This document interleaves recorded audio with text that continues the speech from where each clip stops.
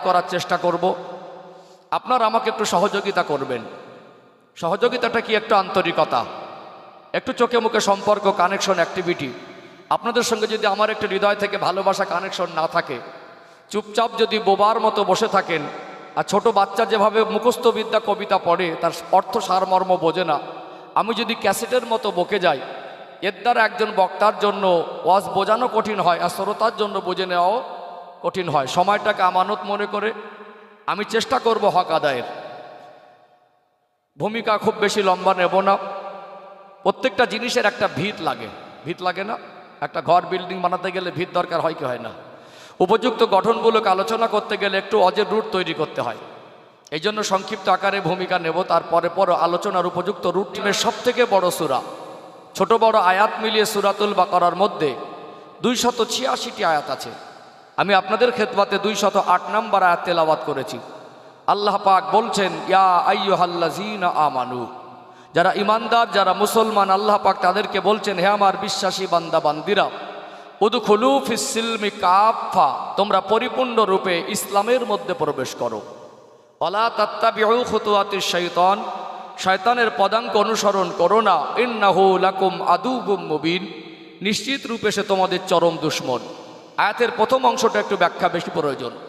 আল্লাহ পাক বলছেন যে পরিপূর্ণ রূপে ইসলামের মধ্যে প্রবেশ করো। পরিপূর্ণ রূপে ইসলামের মধ্যে প্রবেশ করতে গেলে ইসলামটা কি, এটা আমাদের জানা দরকার আছে না নেই?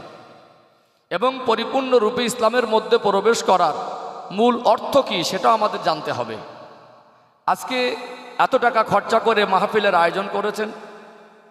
আমি মাঝে মাঝে ভাবি, গোটা পশ্চিম বাংলায় এক একটা এই জলসা কেন্দ্রিক বাজেট থাকে অ্যাপ্রক্স প্রায় 1 লক্ষ টাকার মতো। কম বেশি 1 লক্ষ টাকা বাজেট নেই আজকে মাহফিলের আছে। এক একটা মাহফিলে যদি 1 লক্ষ টাকা খরচা হয়, তো একটা থানা এরিয়ায় যদি 100 মাহফিল হয় তো 1 কোটি টাকা। আমার কওম, আমার কমিউনিটি, আমরা যারা ইসলাম ধর্মাবলম্বী, প্রতি বৎসরে গোটা পশ্চিম বাংলার অলি গলিতে, শহরে নগরে আমরা প্রায় কয়েকশো কোটি টাকা জলসা পারপাস ব্যয় করি। বছরের শেষে বিনিময় কতটা উপকার হলো, মানুষ কতটা পরিবর্তন হলো, তার হিসাব মেলানো কঠিন হয় না সহজ হয়? কঠিন হয়ে যায়। কিছু কিছু মানুষ প্রশ্নবিদ্ধ হয় যে এত টাকা খরচা করে এত নামি দামি বক্তা এনে কটা মানুষকে হেদায়েত করেছিস, এটাও শুনতে হয়, হয় না? আজকে আমরা গাড়ির উন্নতি করেছি, বাড়ির উন্নতি করেছি, জামা কাপড় আপডেট করেছি, রাস্তাঘাট উন্নতি করেছি, আমরা আমাদের ঈমান আমলকে কেন আপডেট করতে পারি না? কোথায় আমাদের ব্যর্থতা, কোথায় আমাদের কমি, কোথায় আমাদের ফল্ট, সেগুলো মনে হয় আমাদেরকে খুঁজে অনুসন্ধান করা, খুঁজে বের করা দরকার বলে আমি মনে করি। সম্মানিত ভাইয়েরা, আমি আজকে আলোচনা করব ইসলামটা কি, আর এই চরম উন্নতির যুগে কেন আমরা আমাদের মনুষ্যত্ব, মানবতা, আখলাক, চরিত্র, আদর্শ আমরা সেটাকে ডেভেলপ করতে পারছি না, এর পর্যালোচনা করব ইনশাআল্লাহ।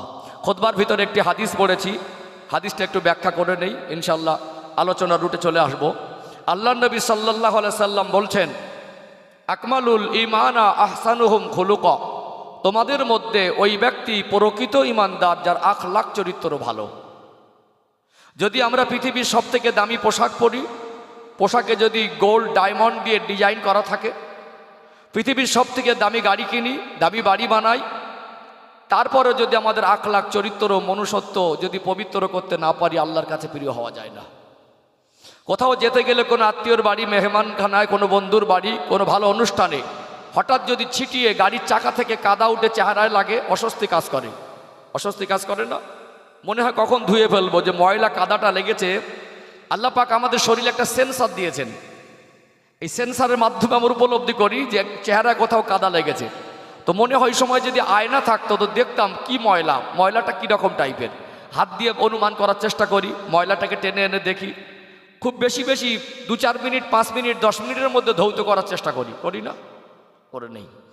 আমাদের পোশাকে যদি দাগ লেগে যায়, কাদা লেগে যায়, ময়লা লেগে যায়, বাড়ির কাছাকাছি যদি হয়, তো সম্ভব হলে পোশাকটা আমরা চেঞ্জ করে আরেকটা পোশাক পরি।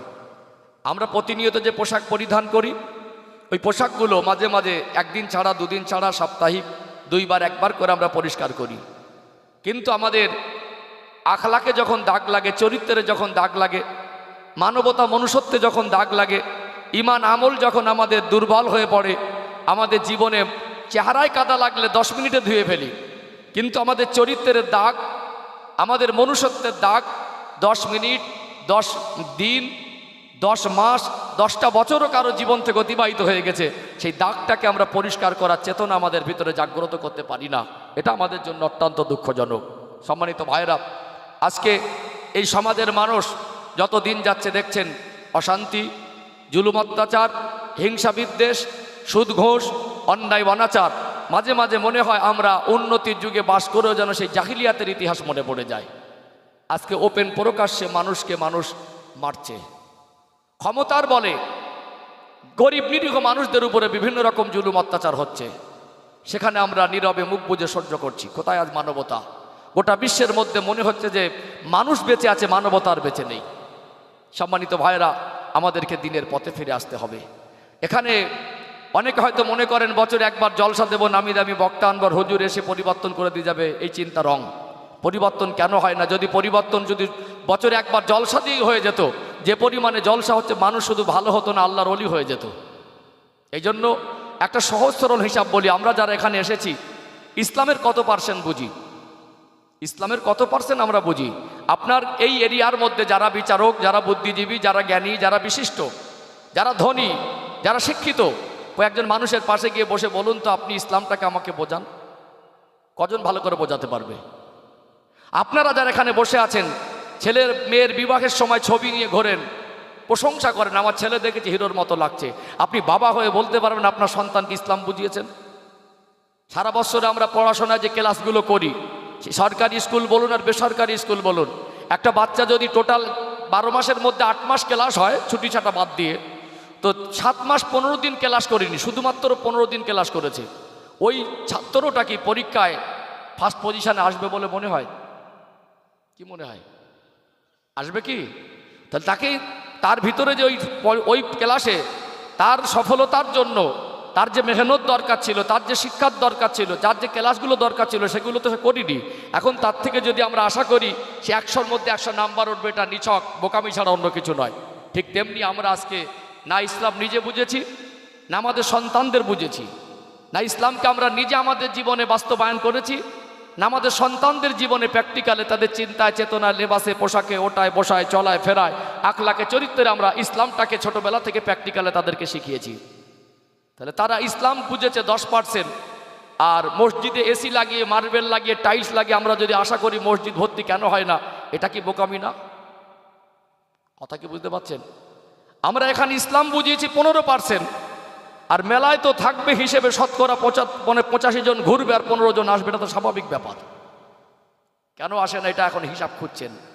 এই জন্য আমাদেরকে ইসলামটাকে আগে প্রত্যেকে জানা দরকার। ইসলাম যদি নাই বুঝতে পারেন, তো আপনি ইসলামের ভিতরে প্রবেশ করবেন কি করে? আর ইসলামের ভিতরে প্রবেশ করার মূল অর্থ কি? আমার মনে হয় ইসলাম এমন এক আলো, পৃথিবীর মানুষে যত খারাপ হোক, যত হিংস্র হোক, যত নোংরা হোক, তার জীবনে যত কঠিন আর জটিলতার সমস্যা থাকুক, তার কাছে যদি কোরআনের আলো পৌঁছায়, ইসলামের আলো পৌঁছায়, আমাদের প্রিয় নবীর আদর্শ পৌঁছায়, তার জীবনটা সহজে পরিবর্তন হয়, তার জীবনটা আলোকিত হয়। এই জন্য এখানে বসা কাউকে আক্রমণ নয়, কাউকে আঘাত নয়, কাউকে ছোট করা নয়, মানুষকে হৃদয় দিয়ে টেনে দিন বোঝানো, দিনের প্রতি মানুষকে উৎসাহিত করা, উদ্বুদ্ধ করা, এটা একটা আলেমের দায়িত্ব। আল্লাহ নবী সাল্লাল্লাহু আলাইহি সাল্লাম আজ থেকে 1400 বছর আগে মক্কার হিংস্র মানুষদেরকে যখন দিনের দাওয়াত দিয়েছিলেন, তার উত্তম আচরণ আর মধুর ভাষা নিয়ে গিয়েছিলেন, তাদেরকে দিন বুঝিয়েছিলেন, কোরআন বুঝিয়েছিলেন, ইসলাম বুঝিয়েছিলেন। তারা যখন বুঝতে পেরেছে ইসলামের আলো আমার জন্য এটা উপযুক্ত, তারা সহজে জীবনটাকে পরিবর্তন করতে পেরেছে। কথাকে বুঝতে পেরেছেন? এই জন্য ইসলামটাকে এটা আমাদের প্রত্যেকে জানা দরকার, আছে না নেই? আছে না? চলুন ধাপে ধাপে যতটা সময় গড়াবে আমার আলোচনার রুট তত পরিষ্কার হবে ইনশাআল্লাহ। কিছু কিছু গুরুত্বপূর্ণ বক্তব্য আছে, সেটা 2 মিনিট 3 মিনিটে বোঝানো যায় না, একটু বিস্তারিত আকারে বোঝালে সময়ের সাথে সাথে আমি মেপে কথা বলবো। আয়াত, কোরআনের দলিল, দৃষ্টান্ত, বাস্তবতাকে সব তুলে ধরে পাট পাট করে আলোচনাকে আগে বাড়াবো ইনশাআল্লাহ। তবে একটা জিনিস আমি দেখতে পাচ্ছি, একটু রেসপন্সটা কম।